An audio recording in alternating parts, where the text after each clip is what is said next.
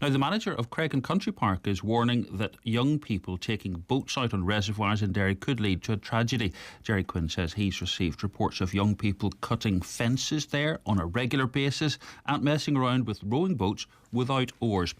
He's with our reporter Lauren Miller at Creggan Country Park. Morning to you both.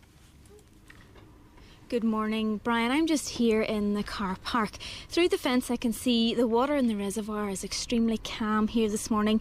There's nobody really about in the area.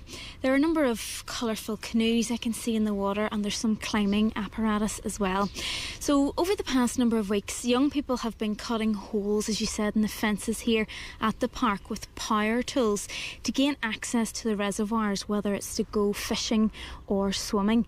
In fact, a number of days ago, a number of young people were out on a rowing boat here on the reservoir without any oars and at night time as well. Now, as many people will know, back in 2012, Conor McCafferty, a 19-year-old man from Crowmore Gardens here in the city, drowned in the reservoir. He'd been swimming with friends when he got into some difficulty. Well, I'm joined this morning by the manager of the Creggan Country Park, Jerry Quinn. If you could just take us through exactly what's been happening and your concerns. You were telling me earlier you found a new gap in one of your fences here this morning. Over a number of weeks we've found signs that the people were vandalising the fence. They've been cutting it, as you say, with battery operated grinders or cutters of some sort. Obviously they use hacksaws from time to time. So we found a number of points where they're coming through. They have been seen in here. We almost caught a few people the other week. We have caught people in the past. So basically we're checking the fences every morning. I'm up here this morning. I've checked the fence.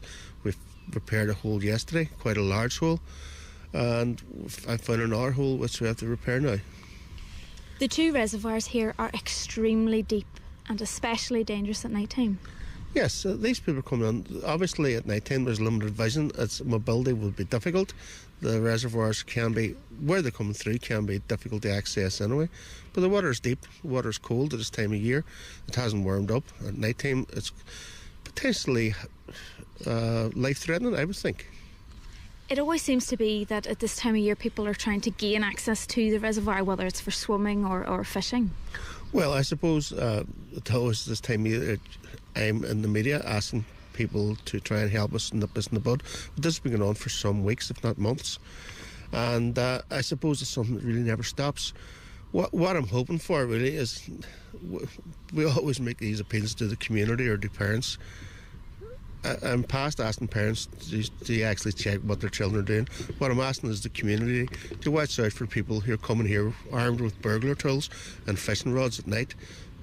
Sometimes they don't have fishing rods because whatever they're doing, they don't need fishing rods. But there are people coming here armed for burglary, which is what they're doing. They're cutting through fences, but not only are they cutting through the fence and coming in, but they're leaving a hole which any child can walk through at night or in the morning. I'm up here in the mornings checking, but if I miss a hole and some child's out walking about and walks in through the hole and falls in the water, it mightn't be seen until it's far too late. Will you be reviewing security here or maybe putting up different fences? We are reviewing security on an ongoing basis. I'm implementing new procedures, which I'm not going to talk about in the radio, but we are doing what we can to try and stop them coming in, but we're also doing what we can to catch them when they're in here as well, and what happens then is another matter altogether. Thank you very much for joining us here this morning. So, Brian, the message is clear. It's vital that parents and young people are aware of the dangers of swimming or fishing in the reservoir.